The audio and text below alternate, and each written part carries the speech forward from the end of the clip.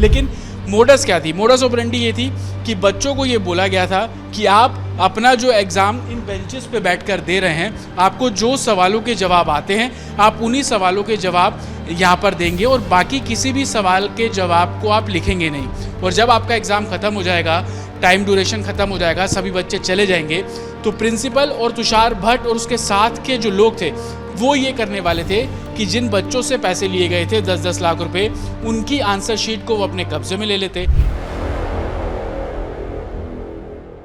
उत्तरा के जिस स्कूल में नीट एग्जाम को लेकर धांधली के आरोप लगे हैं, दरअसल वो ये स्कूल है, आप देख रहे हैं कि जय जालाराम स्कूल। 5 मई को इसी स्कूल में एग्जाम्स नीट का अंडर ग्रेजुएट कंडक्ट किया गया था। हालांकि इसी स्कूल के प्रिंसिपल और जो फिजिक्स के टीचर हैं तुषार भट्ट, उनकी गिरफ्तारी की गई है। इसी स्कूल के कंपाउंड में खड़ी तुषार भट्ट की गाड़ी से 7 लाख रुपए बरामद किए गए हैं और जब उनके ठिकानों पर रेड की गई तो तकरीबन 2 करोड़ 30 लाख रुपए के चेक बरामद किए गए। अंदर चलते हैं, आपको दिखाते हैं कि किस तरीके से स्कूल में नीट का एग्जाम्स कंडक्ट कराया जा रहा था और उसमें किस तरीके से धांधली हुई। और उसके बाद जब पुलिस और एडमिनिस्ट्रेशन यहाँ पर पहुंचा तो 5 लोगों की अभी तक इस मामले में गिरफ्तारी की गई है। स्कूल का ये रिसेप्शन आप यहाँ पर देख रहे हैं। बताया जा रहा है कि जिस समय नीट का एग्जाम यहाँ पर कंडक्ट कराया गया था तो इसी तरीके से अरेंजमेंट थे। हालांकि अब स्कूल दोबारा से चालू कर दिया गया है तो तमाम पोस्टर्स यहाँ से हटा लिए गए हैं। हम आपको उस क्लास में भी लेकर पहुंचेंगे जहाँ पर नीट का एग्जाम जो है वो कंडक्ट किया गया था। लेकिन मोडस ऑपरेंडी क्या थी, जो इन्वेस्टिगेशन में क्लियर हुआ कि प्रिंसिपल और फिजिक्स के जो टीचर हैं अजय भट्ट, वो मिलकर एक कंसल्टेंसी के जरिए बच्चों को अपने ट्रैप में लेते थे। उन बच्चों से एग्जाम क्लियर करने के लिए 10-10 लाख रुपए लिए गए थे और उसके बाद जब अजय भट्ट के फ़ोन की तलाशी ली गई तो पता लगा कि 30 बच्चों के वो लगातार संपर्क में थे। हम और अंदर जाएंगे, ये स्कूल का कॉरिडोर है, आप देखेंगे कि क्लासेस यहाँ पर है, ये 2nd क्लास की है। और जब यहाँ पर एग्ज़ाम कंडक्ट कराया गया था तो बेंचेस दूसरे थे। वो बेंचेस कौन से थे वो भी मैं आपको यहाँ पर दिखाने की कोशिश करूँगा। ये देखिए, ये वो क्लास है जहाँ पर नीट का जो एग्ज़ाम है वो कंडक्ट कराया गया था।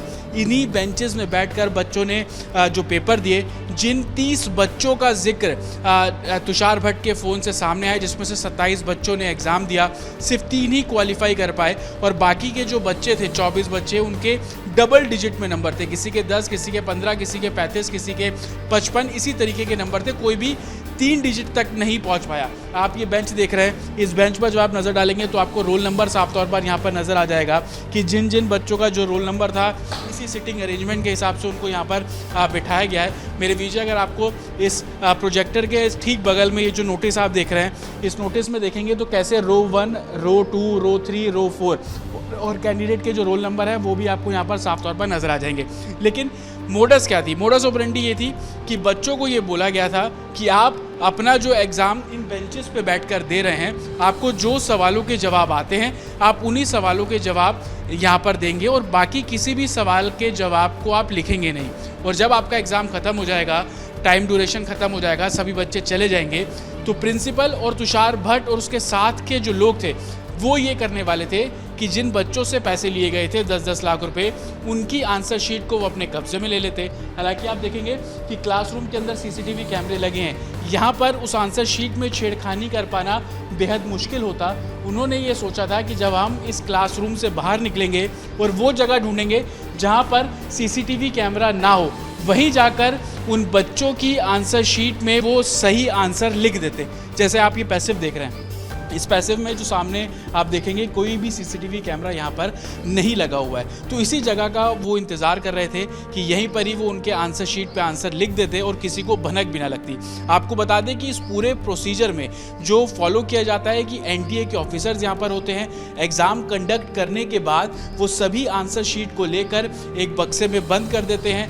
बक्से में बंद एनटीए ऑफिसर्स के सामने किया जाता है और इस प्रोसेस में तकरीबन 4 से 5 घंटे का समय लगता है। और यही ग्रेस टाइम था जब उन 30 बच्चों के आंसर शीट पे सही जवाब लिख देने थे। हालांकि पुलिस ऑफिशियल का कहना था कि इतनी जल्दी उनको कैसे पता कि कौन सा जवाब सही है। आजकल बड़े इंस्टीट्यूट जैसे ही नीट का एग्जाम बच्चे देकर बाहर निकलते हैं, उसके तकरीबन आधे पौने घंटे के अंदर पूरे आंसर्स ऑनलाइन आपको नजर आ जाएंगे। और यही फ़ायदा ये सब उठाने वाले थे जो अजय भट्ट का हम लगातार जिक्र कर रहे हैं, अजय भट्ट फिजिक्स के टीचर हैं। इसी स्कूल में 11वीं और 12वीं के छात्रों को वो फिजिक्स की क्लास देते थे। कुछ बेसिक जानकारी उन्हें थी और बाकी जानकारी आजकल बड़े इंस्टीट्यूट जो सोशल मीडिया पर आंसर लिख देते हैं उसके ज़रिए वो आंसर शीट फिल करने वाले थे, लेकिन ऐसा नहीं हो पाया। जो कि कलेक्टर थे, स्थानीय कलेक्टर, वो पहले ही यहाँ पर पहुँच गए। अजय भट्ट को हिरासत में ले लिया गया।